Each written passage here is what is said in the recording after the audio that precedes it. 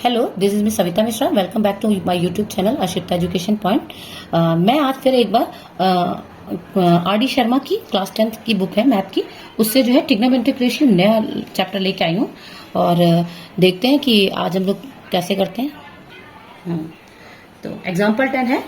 The question says if cosec a is equal to 2 find the value of 1 upon में tan a plus sine a और upon में 1 plus cos a। तो पहले हम इसको diagram से समझते हैं। ठीक है, हमने एक ट्रायंगल बना लिया। चूंकि ट्रिग्नोमेट्री रेशियो जो है पूरा राइट एंगल ट्रायंगल पे बेस है, हम सबको पता है।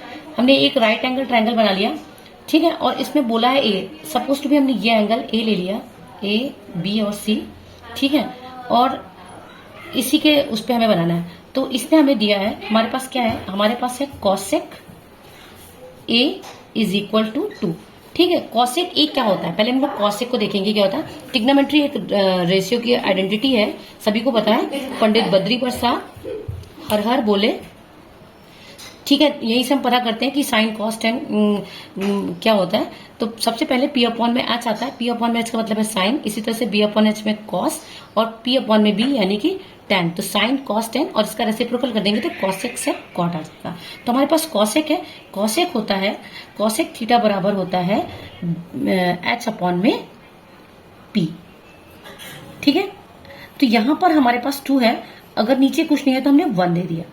तो इसका मतलब हमारे पास जो परपेंडिकुलर है, परपेंडिकुलर ए के हिसाब से देखें तो इसकी ठीक अपोजिट वाली परपेंडिकुलर होगी।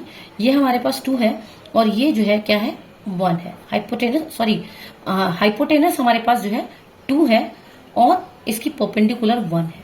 तो हम पहले इसका बेस निकाल लें, तो फिर हम जो है उसके बाद इसको जो है ये फाइंड कर सकते हैं। ठीक है, क्योंकि हमें साइन है, टैन है, तो हमें जो है बेस की वैल्यू भी चाहिए होगी। तो इसको निकालने के लिए सबसे पहले हम यूज करेंगे पाइथागोरस थ्योरम। तो by using Pythagoras theorem, Pythagoras theorem कहता है कि जो हाइपोटेनस का स्क्वायर होगा वो बराबर होगा परपेंडिकुलर के स्क्वायर प्लस बेस के स्क्वायर के।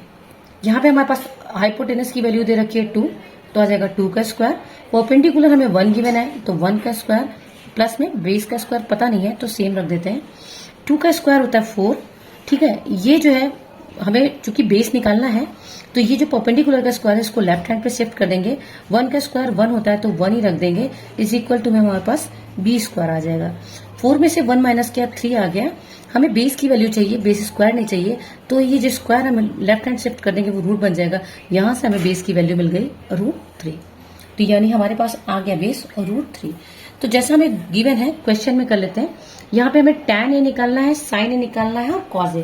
तो अगर हम यहाँ से देखें ट्रिग्नोमेट्रिक रेशियो, तो sin a क्या होता है, sin a होता है हमारा p अपॉन में h। ठीक है, हमारे पास p की वैल्यू है 1 और h की वैल्यू हमारे पास 2 है। ठीक है, इसी तरह से tan देख लेते हैं।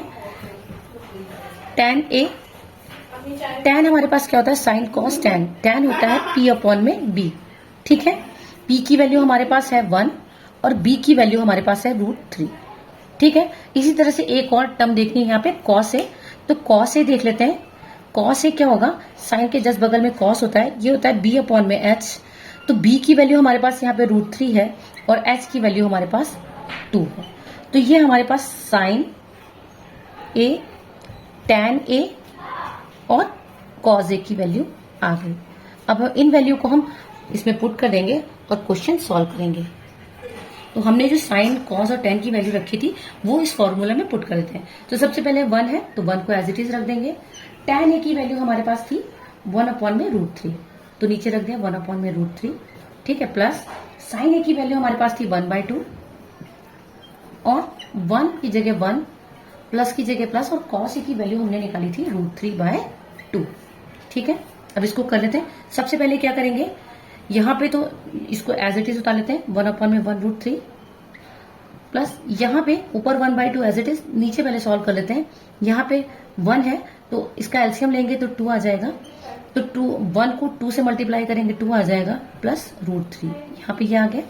अब हम लोग क्या करते हैं, जब क्या कहते हैं फ्रैक्शन के नीचे फ्रैक्शन होते हैं तो उसको सॉल्व करने के लिए कैसे करते हैं, उसके लिए हम करते हैं कि हमने ऊपर वाला फ्रैक्शन रखा और नीचे वाला नंबर उसके साथ रेसिप्रोकल हो जाएगा।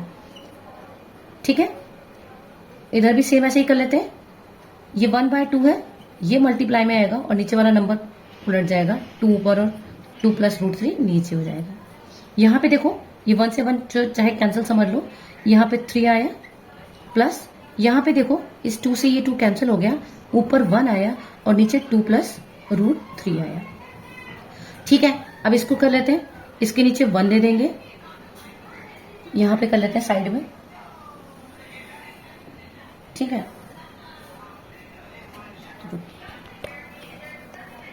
तो यहां पर इनका अगर हम इन नंबर का एलसीएम निकालेंगे तो नीचे √2 + √3 आ जाएगा, और ऊपर का नंबर ये √3 था, इसके नीचे 1 है तो ये नंबर से मल्टीप्लाई हो जाएगा, 2 + √3। ठीक है, और प्लस में हमारा 1 एज इट इज आ जाएगा। ठीक है, इसको सॉल्व करते हैं, फर्दर सॉल्व करेंगे। √3 से 2 को मल्टीप्लाई करेंगे तो 2√3 हो जाएगा, और √3 को √3 से मल्टीप्लाई करेंगे तो 3 हो जाएगा। बाहर +1, नीचे 2 + √3 आएगा। ठीक है, यहाँ पे आ जाएगा हमारा 2√3 प्लस 3 + 1 4 हो गया, नीचे हमारा 2 + √3 हो जाएगा। करेंगे नीचे वाले नंबर से पूरी टर्म को जो है क्या करते हैं, रैशनलाइज कर देते हैं। तो क्या हुआ, 2√3 + 4 और नीचे सेम लिख दिया 2 + √3। रैशनलाइज करने के लिए साइन चेंज करके ऊपर नीचे सेम नंबर को मल्टीप्लाई कर देते हैं। तो मल्टीप्लाई 2 प्लस है तो माइनस डाल दो √3, और नीचे भी सेम कर दिया 2 - √3।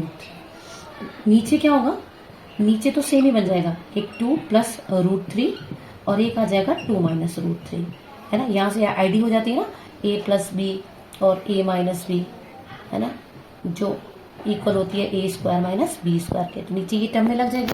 ऊपर क्या करेंगे, ऊपर 2 से पहले इस पूरी टर्म को मल्टीप्लाई करेंगे, 2 ब्रैकेट में डाला, 2 + √3 + 4, उसके बाद माइनस, फिर √3 से इस पूरी टर्म को मल्टीप्लाई करेंगे, 2 + √3, 2√3 + 4। ठीक है, तो करते हैं 2 से अगर हम 2 को मल्टीप्लाई करेंगे तो 4 हो जाएगा। ठीक है, और √3 एज इट इज आ जाएगा, प्लस 2 से 4 को करेंगे तो 2 4 जा 8 हो जाएगा, फिर माइनस √3 से 2 को करेंगे तो यहाँ पे देखो, यहाँ पे √3 है, इंटू में 2 और √3 है, तो 2 तो 2 ही रहेगा, √3 का √3 से मल्टीप्लाई करेंगे तो ये 3 बन जाएगा। तो यहाँ पे = 6 आ जाएगा, तो -6। अब देखो प्लस माइनस क्या होता है, माइनस, और 4 से अगर हम √3 को मल्टीप्लाई करेंगे तो आएगा 4√3। ठीक है, नीचे कर लेते हैं, ये जो है ये हमारे पास आईडी बन गई है, तो ये a² - b² आ जाएगा, तो a की जगह पे 2 है, 2 का स्क्वायर -3, b की जगह पे √3 है तो √3 का स्क्वायर। ठीक है, आगे देखो ये 4√3 प्लस में माइनस में है और ये 4√3 माइनस में है, तो ये कैंसिल हो गया। ठीक है, हमारे पास बचा +8 और -6। ठीक है, नीचे 2 का स्क्वायर 4 हुआ, माइनस, और √3 का स्क्वायर 3 हो गया, ये कैलकुलेट हो गया, आ गया 2, और नीचे इसमें से माइनस किया 1, तो 2 के नीचे 1 की कोई भी वैल्यू नहीं होती है, तो इसको हम एज 2 भी लिख सकते हैं। तो अभी के लिए इतना ही, अगले वीडियो में फिर आपसे मिलूंगी नेक्स्ट क्वेश्चन लेकर।